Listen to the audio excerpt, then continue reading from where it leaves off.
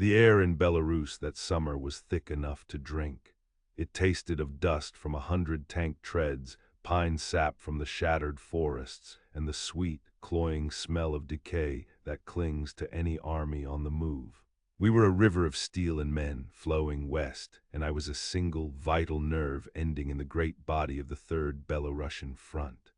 My world was a shallow pit scraped out of the earth, smelling of damp soil and the hot ozone tang of my R104 radio set. From this hole in the ground I spoke to God, or at least to divisional command, which felt like the same thing. My name is Dmitry Ivanovich Volkov. Before the war, I was a student. I studied history at Leningrad University.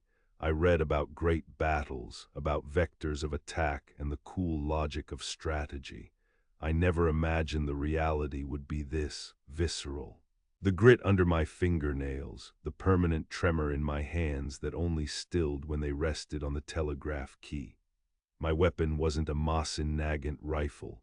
It was a stream of dots and dashes, a crackling voice that could call down hell from the sky or guide a lost column to safety. My greatest fear wasn't a German bullet with my name on it. It was silence. The dead air of a failed connection, the hiss of empty static that meant my comrades, my brothers in the 5th Guards, were utterly alone. That morning the advance was swift, too swift. We were outrunning our own artillery cover, a spear point driving deep into the German defenses ringing Minsk. The chatter in my headset was a frantic symphony of coordinates, status reports, and requests. I transcribed it all, my pencil flying across the notepad, my other hand tapping out acknowledgments. My mind, the part that used to analyze Napoleonic tactics, was now a machine for filtering signal from noise. The staccato rhythm of Morse was a comfort, a language of pure logic in a world gone mad. Dit, dit, dit, da, da, da, order in the midst of chaos. I remember thinking of Leningrad. I always did when the pressure mounted. I thought of the silence of those winter streets, a silence broken only by the crunch of boots on snow and the wail of the air raid sirens. The hunger that gnawed at your insides was a kind of silence, too, the silencing of your body's needs. I survived that, my family did not. That memory was the fuel in my engine. Every German position we overran, every kilometer of scorched earth we reclaimed, was a word in a long, slow answer to the silence of my city. We had just halted behind a low rise, the remnants of a collective farm. The infantrymen of my platoon were digging in around me, their spades scraping rhythmically against the rocky soil. I was setting up, unspooling the copper wire for the main antenna, hoisting it onto the one pathetic, splintered tree that still stood. Lieutenant Orlov gave me a nod. "Keep us connected, Dmitri. Command is blind without you." I nodded back, my throat too dry for words. The responsibility was a physical weight. I settled into my pit, the headset feeling cool against my ears. The familiar hum of the vacuum tubes warming up was like the breathing of a living thing. Then, contact, a clear, strong signal. I relayed our position and awaited new orders. For a few minutes, there was only the routine of war. The distant crump of artillery, the shouts of section leaders, the nervous laughter of boys trying to pretend they weren't terrified. Then came the whistle. It's a sound you learn fast in this war. It's not a musical whistle. It's a thin, greedy tearing of the air. It gets louder and lower as it comes for you. I didn't even have time to flatten myself completely. The world dissolved into a roar of pure force. It wasn't a sound. It was a physical blow that lifted me from the ground and slammed me back down. Earth and sky swapped places. My teeth rattled in my skull, and a hot, wet feeling spread down my cheek. I came to with a ringing in my ears so loud it was its own form of silence. The air was a choking fog of cordite and pulverized dirt. I tasted blood and soil. My radio set was on its side, miraculously intact, but the world outside my headset was a dead void. I slammed the headphones on, frantically twisting the tuning knob. Nothing, not a crackle, not a pop, just the deep, abyssal hiss of a severed connection. My heart seized in my chest. This was it, my nightmare made real. I scrambled out of the pit. The world was a blur of smoke and confusion, and then I saw it. The tree I had used was gone, reduced to a smoking stump. My antenna lay in a tangled, shredded mess, the copper wire severed in a dozen places. A direct hit from a mortar. They knew where I was. They had aimed for the nerve. That's when the rifle fire started. The sharp, angry crack of Mausers from the German line just a few 100 meters away. Bullets zipped overhead with a sound like tearing cloth. The men of my platoon were returning fire, but we were pinned. We were blind. Lieutenant Orlov was yelling into his field telephone, its wire likely cut by the same blast. He looked at me, his eyes wide with a desperate question. My mind raced. The analytical part of me, the student, took over from the terrified boy. An antenna is just a piece of metal of a specific length, designed to resonate at a specific frequency. It's a problem of physics. I just needed metal. I needed wire. I crawled on my belly, the German bullets kicking up dust near my face. My fingers scrabbled in the dirt, searching. I found a length of fence wire, rusty but whole. Not long enough, I wriggled towards the wreckage of a German supply truck, half buried in a crater. The air was thick with the smell of burnt rubber and oil. More bullets smacked into the truck's frame, making the metal sing. I kept my head down, my breath coming in ragged gasps. Inside the truck's cabin, wires dangled from the dashboard like entrails. I pulled out my service knife and began sawing at them, stripping the insulation with my teeth. The rubber tasted vile. I needed more length. I spotted a long, thin metal rod from a broken piece of farm equipment nearby. It was heavy. I dragged it back to my pit, inch by agonizing inch, my muscles screaming in protest.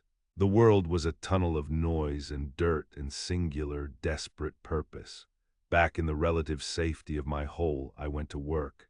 My hands, usually so steady on the telegraph key, were shaking violently. I forced them to obey. I twisted the fence wire and the scavenged truck wires together, creating a Frankenstein's monster of a cable. I lashed one end to the metal rod, securing it with strips of cloth torn from my own uniform. It was ugly. It was crude. I had no way of knowing if the length was right, if the connection was clean. It was a prayer made of rust and copper. With the rifle fire still cracking overhead, I jammed the base of the metal rod deep into the lip of my pit, angling it towards the sky. I connected the other end of my makeshift wire to the radio's antenna port. I took a deep breath, the air burning in my lungs, and powered the set back on. I put on the headset, static, the same dead hiss. My heart sank. It was useless.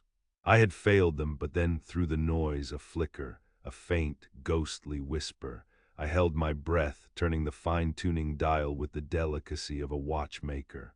The whisper grew stronger, fighting its way through the wall of static. It was a voice. Faint, distorted, but it was a voice. "Fifth Guards, come in Volkov, do you read? Acknowledge." I grabbed the key, my fingers finding their familiar home. My sending had to be perfect. No room for error. I tapped out our call sign, then a status report. Antenna DSTROID, under heavy fire, awaiting orders. The reply was immediate, the Morse code sharp and clear even through the static. It was as if the radio itself knew the urgency. They thought we were still advancing on the main axis. They were about to order an artillery strike on a position a kilometer ahead of us. But our platoon's forward scout had just crawled back, his face pale, reporting a different story. The main German line was a decoy. The real threat was a fortified position hidden in a dense copse of trees to our left flank. 3 machine gun nests and a well-hidden Paquet 40 anti-tank gun ready to chew our T-34s to pieces. Lieutenant Orlov was screaming the coordinates at me over the din of the firefight. I didn't write them down. There was no time. I translated the numbers directly from his lips to my fingertips. My hand became a blur. The dots and dashes poured from me, a stream of pure information, a lifeline cast into the ether. I described the position, the number of guns, the exact location. I repeated it twice to be sure. For a moment that stretched into an eternity, there was only the sound of the battle and the hiss in my ears. Then the reply came through, message received, redirecting, hold position. The voice in my headset gave new coordinates, a new path. Away around the trap, I relayed the new orders to Orlov. His face, grimed with sweat and dirt, broke into a grin of pure relief. He bellowed the new commands. The platoon began to move, a fighting withdrawal to a new vector of attack, flanking the flankers. As the last of the men scrambled past my position, a young private, no older than 18, gave me a look of gratitude so profound it struck me dumb. In that moment, I wasn't just a radio operator. I was the man who had kept him alive. Soon, the sound of our own artillery began to fall, not where we would have been, but on the hidden German stronghold. The ground shook with the righteous fury of our guns. The German machine guns fell silent. The battle moved on, flowing around the obstacle I had helped reveal, leaving our small patch of ground in a sudden, ringing quiet. I sat in my pit for a long time, my hands resting on the cool metal of the radio. My makeshift antenna stood against the sky, a crooked, ugly monument to desperation. We had bypassed the ambush. Lives were saved. How many I would never know, but they were alive. They would see the sunset. They would march on Minsk. In Leningrad, I had felt powerless, a mere spectator to the slow, methodical starvation of my city. I had watched people die and could do nothing. But here, in this field, covered in filth and blood, I had found my own weapon. It wasn't a gun that spat fire, but a quiet, persistent spark that conquered the silence. My war was not about making noise, but about ensuring the right voices could be heard through it. And in the terrible orchestra of battle, that can make all the difference. These memories are heavy, but they must be shared. Subscribe to ensure these stories are never forgotten.